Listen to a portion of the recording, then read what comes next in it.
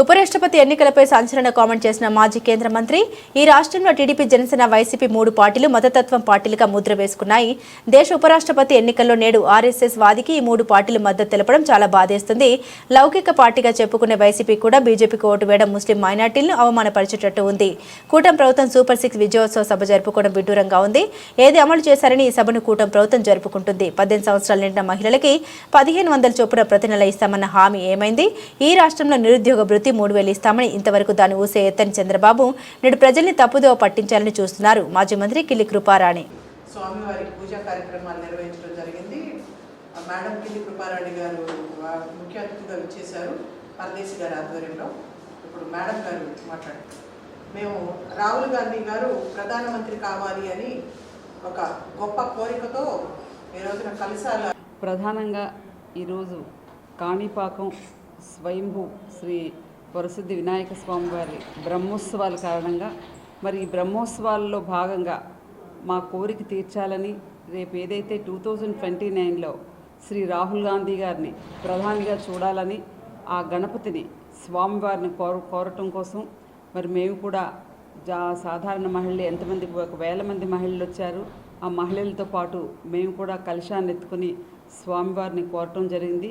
ఖచ్చితంగా స్వామి ఆశీస్సులు రాహుల్ గాంధీని ప్రధాని చేయడానికి ఉంటాయని సంపూర్ణంగా విశ్వసిస్తూ దానికి రాహుల్ గాంధీ గారు దేశమంతా వారు చేసే వారి కష్టపడే తత్వమే ఒక నిదర్శనంగా మేము భావిస్తూ ఉన్నాం. ఖచ్చితంగా ఈ కోరికను మరి కాణిపాకం శ్రీ వరసిద్ధి వినాయక స్వామి మాకు తీర్చుతారని ఒక సంపూర్ణమైన విశ్వాసం ఆ స్వామి వారి మీద మాకుంది. అయితే దురదృష్టం ఏంటంటే ఈరోజు 2 తెలుగు రాష్ట్రాలకు ఇది చీకటి రోజుగా నేను భావిస్తూ ఉన్నాను. ఎందుచేతనంటే రాజకీయాలకు అతీతంగా ఒక అత్యున్నతమైన పదవికి పోటీ పడితే సుదర్శన్ రెడ్డి గారు ఒక ప్రజాస్వామ్యవాది, ఒక న్యాయకోవిదుడు, రాజకీయాలకు సంబంధం లేని వ్యక్తి ఉపరాష్ట్రపతిగా పోటీ పడితే ఒక ఆర్ఎస్ఎస్ వాదికి తెలుగు రాష్ట్రాల ముఖ్యంగా మన ఆంధ్రప్రదేశ్ రాష్ట్రంలో ఉన్న 3 ప్రాంతీయ పార్టీల అధ్యక్షులు అటు జనసేన అధ్యక్షులు పవన్ కళ్యాణ్ గారు కానీ మరి తెలుగుదేశం పార్టీ నాయకులు నేటి ముఖ్యమంత్రి చంద్రబాబు నాయుడు గారు కానీ మాజీ ముఖ్యమంత్రి జగన్మోహన్ రెడ్డి గారు కానీ ఒక తెలుగువాడిని కాదని తెలుగు బిడ్డను కాదని ఒక ఆర్ఎస్ఎస్ వాదిని గెలిపించినందుకు తెలుగు ప్రజలు తలదించుకోవాల్సిన పరిస్థితి వారు క్రియేట్ చేసినందుకు ఆంధ్రప్రదేశ్ రాష్ట్ర చరిత్రలో వారి చరిత్రహీనులుగా మిగులుతారని ఈ సందర్భంగా నేను మీ ద్వారా తెలియజేసుకుంటూ ఉంటున్నాను.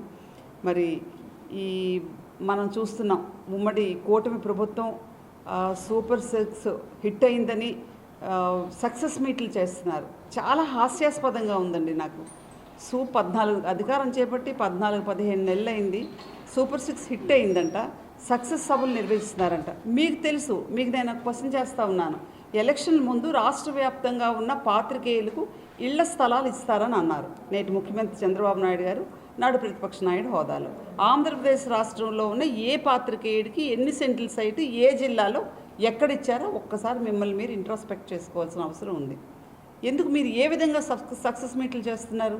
మీకు ప్రజలు ఆంధ్రప్రదేశ్ రాష్ట్రంలో కూటమి ప్రభుత్వానికి అడగరా? మీరేమన్నారు?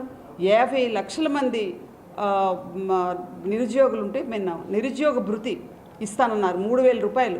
50 లక్షల మంది నిరుద్యోగులు ఈ ఆంధ్రప్రదేశ్ రాష్ట్రంలో ఉంటే ప్రతి నిరుద్యోగికి 3,000 రూపాయలు ఇస్తానన్నారే. అధికారం చేపట్టి 16 నెలలు 17 నెలలు అవుతుంది కదా. ఈ రాష్ట్రంలో ఏ జిల్లాలో ఏ నిరుద్యోగికి మీరు 3,000 రూపాయలు ఇచ్చినట్టు ఒక ఉదాహరణ మీరు చూపగలరా? ఎక్కడిచ్చారు మీరు నిరుద్యోగ భృతి? 20 లక్షల ఉద్యోగాలు ఇస్తానన్నారండి. 20 లక్షల మందికి ఉద్యోగాలు ఇస్తానన్నారు.